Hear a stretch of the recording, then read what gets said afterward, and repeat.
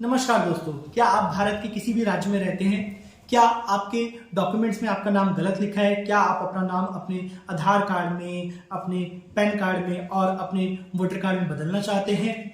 Friends, क्या आप अपने एजुकेशन डॉक्यूमेंट में अपने नाम को करेक्ट करना चाहते हैं? तो फ्रेंड्स, आज का वीडियो मैं भारत के सभी लोगों के लिए लेके आया हूं, जिसमें मैं आपको बताऊंगा कैसे आप अपने नाम को बदल सकते हैं, पूरे नाम को बदल सकते हैं, लास्ट नेम को बदल सकते हैं, मिडिल नेम को बदल सकते हैं।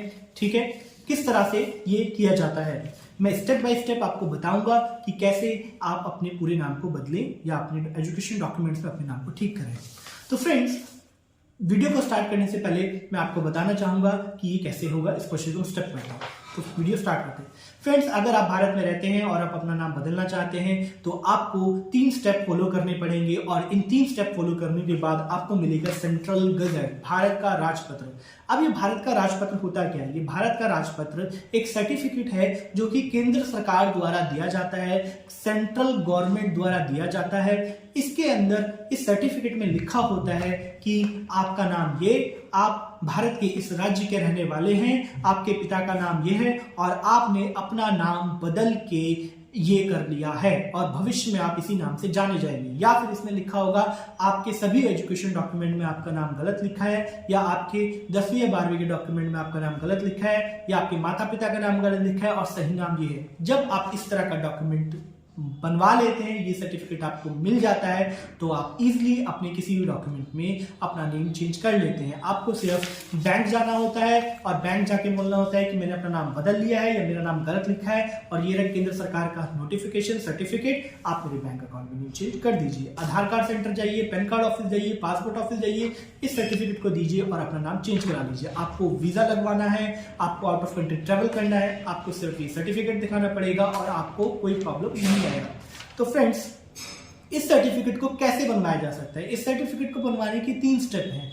सबसे पहला स्टेप एफिडेविट बनवाना, दूसरा स्टेप न्यूज़पेपर बनवाना, तीसरा स्टेप सीडी बनवाना। तो सबसे पहले मैं आपको अपना खुद का एग्जांपल दूंगा कि कैसे कोई व्यक्ति अपना नाम चेंज कर सकता है। ठीक है, तो नेम चेंज करने के रीजन आपको बिल्कुल पता होंगे। किसी को अपना नाम पसंद नहीं है, किसी को पंडित जी ने बता दिया कि भैया अपना नाम बदल लो, और किसी को अपना नाम पप्पू है, उसको लाइक नहीं करता, वो बदलना चाहता है, और किसी ने भैया किसी को ऐसा लगा कि अगर मैं अपना नाम बदल लूंगा तो मेरी किस्मत बदल जाएगी, वो अपना नाम बदलना चाहता है। और कोई किसी की शादी हुई है और वो सोच रहा है कि मैं अपने हस्बैंड का सरनेम लगा लूं, तो वो अपना नाम बदलना चाहता है। तो फ्रेंड्स, चलिए स्टार्ट करते हैं कैसे अपने हस्बैंड का सरनेम लगाया जा सकता है, कैसे पंडित जी के कहने पे या खुद आप अपना नाम बदल सकते हैं। तो एग्जाम्पल मैं देता हूं इस फाइल से, क्योंकि जो फाइल मैंने अपनी क्लाइंट की बनाई हुई है, तो मैं आपको एग्जांपल देता हूँ। तो सबसे पहले हम एफिडेविट बनाएंगे। जो एफिडेविट होता है कम से कम 10 रुपए के नोटरी पेपर में बनता है, 10 से 100 जितने का नोटरी पेपर आपके यहाँ अवेलेबल है, जिस भी भारत के राज्य में रहते हैं वहां से आप उतने का ये एफिडेविट नोटरी का पेपर पे इस फॉर्मेट को बनवाएंगे। तो फॉर्मेट क्या होगा मैं आपको बताता हूँ। फॉर्मेट में लिखा हुआ है मेरा नाम विपिन चौहान, मेरे पिता का नाम ये, मैं भारत के इस राज्य का रहने वाला हूं, पिन कोड नंबर ये, मैं अपना नाम बदल के विपिन चौहान से रवि त्यागी करता हूं। ठीक है, या फिर अगर मुझे पूरा नेम बदलना था तो पूरा नेम बदल सकता हूं। मैं अपना नाम विपिन चौहान से रवि करता हूं, या फिर मैं अपना नाम विपिन से आकाश करता हूं। जो भी मैं नाम बदलना चाहता हूं, नया नाम बदलना चाहता हूं, वो मैं ये करता हूं, और भविष्य में मुझे नए नाम आकाश से ही जाना जाए। इस तरह से मैं ये काम इस डिक्लेरेशन दूंगा। जब मैं ये डिक्लेरेशन दे दूंगा तो मुझे यहाँ पे नोटराइज कराना पड़ेगा किसी वकील से, ठीक है, या फिर जिसके पास नोटरी करने की पावर हो, और अपना साइन करना होगा। तो स्टेप नंबर 1 हमारा हो जाएगा कंप्लीट। हमने बना लिया एफिडेविट, और दूसरे स्टेप में हम 2 न्यूज़पेपर में ऐड देंगे। पहला उस राज्य के न्यूज़पेपर में जिस राज्य में आप रहते हैं। अगर आप बैंगलोर में रहते हैं तो आपको बैंगलोर के एक लोकल न्यूज़पेपर में ऐड देना पड़ेगा, और अगर आप बिहार में रहते हैं तो बिहार के किसी भी न्यूज़पेपर में, चाहे पटना, चाहे कोई मुरकिया, किसी भी न्यूज़पेपर में ऐड दे दीजिए, वो बिहार का होना चाहिए। राजस्थान में रहते हैं तो राजस्थान के न्यूज़ में, किसी भी न्यूज़पेपर में, जयपुर में, अजमेर में, कहीं भी ऐड दे दीजिए, लेकिन वो सिर्फ आपके स्टेट का न्यूज़पेपर होना चाहिए। नंबर 2, वो एक नेशनल न्यूज़पेपर में ऐड देना है जो कि इंडिया लेवल पे आता हो। जब आप ये 2 काम कर लेते हैं तो आपके पास इस तरह का न्यूज़पेपर आ जाता है। फ्रेंड्स, उसको भी आप फाइल में लगा लेते हैं। ये न्यूज़पेपर आप देख रहे हैं, ठीक है, आपने न्यूज़ फाइल में 2 चीज आ चुकी हैं। सबसे पहले एक एफिडेविट आ चुका है, दूसरा न्यूज़पेपर आ चुका है। तीसरा आपको बनाना होता है इसके अंदर सीडी। अब ये सीडी क्या होती है, मैं अपनी दूसरी क्लाइंट की फाइल निकालता हूं जो हम बना रहे हैं।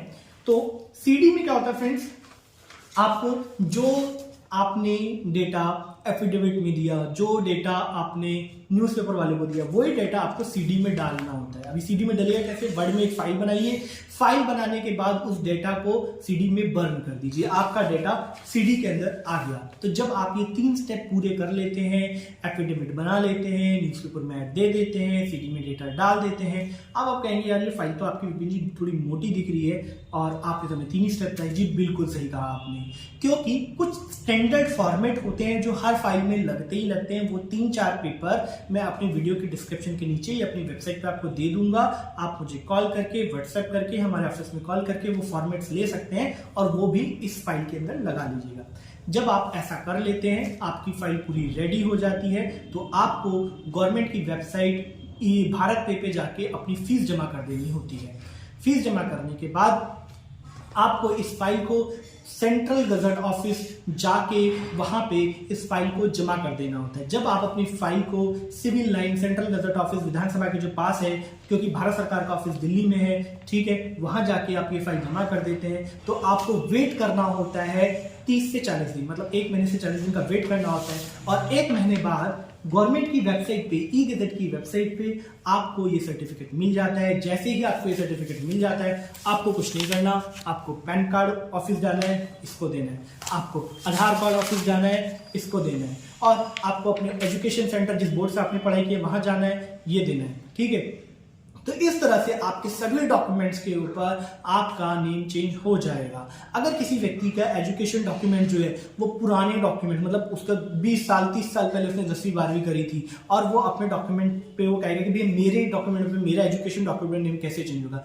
भैया अगर आपके डॉक्यूमेंट बहुत ही ज्यादा पुराने हैं, ठीक है, आपने जिस बोर्ड से पढ़ाई करी है, अगर आप किसी जॉब के लिए प्रोवाइड कर रहे हैं, प्राइवेट या सरकारी जॉब के लिए, तो आपको क्या करना है, आप अपने डॉक्यूमेंट पे नेम मत चेंज कराओ, एजुकेशन डॉक्यूमेंट पे सिर्फ गजट की कॉपी, जब आप जॉब अप्लाई करें तो गजट की कॉपी लगा दीजिएगा, क्योंकि गजट केंद्र सरकार द्वारा दिया गया हुआ एक कानून है, एक सर्टिफिकेट है जो उन्होंने दिया है, ठीक है। तो इसको कोई काट नहीं सकता है, इसको कोई चेंज नहीं कर सकता है, तो वो लगा के आपके लिए भी काम करेगा। और अगर किसी ने हाल फिलहाल में अपनी एजुकेशन की है और वो अपना नाम चेंज करना चाहता है, वो इजिली बोर्ड्स में जाके और वहां जाके चेंज हो जाती है। तो आधार कार्ड, पैन कार्ड, सब जगह सेंटर्स पे जाइए, ये डॉक्यूमेंट को दीजिए और अपना नेम चेंज करा लीजिए।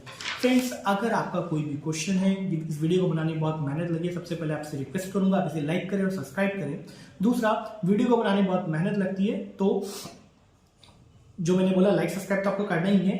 अगर आपके कोई क्वेश्चन है और मैं आपके डाउट्स को क्लियर नहीं कर पाया हूं, तो आपको मुझे क्या करना है, कॉल करना है, व्हाट्सएप करना है, या मेरी वेबसाइट पे जाके फॉर्म भर देना है, ताकि मैं या हमारी तरफ से कोई आपको कॉल करके आपको असिस्ट कर सके। तो फ्रेंड्स, आज के लिए इतना ही, धन्यवाद। मैं आशा करता हूँ आपको समझ आया होगा, और नहीं समझ आया होगा तो बिल्कुल आप मुझे कॉल करके या मेरे वीडियो के नीचे कमेंट करके आप मुझसे क्वेश्चन पूछ सकते हैं। Take care, bye bye.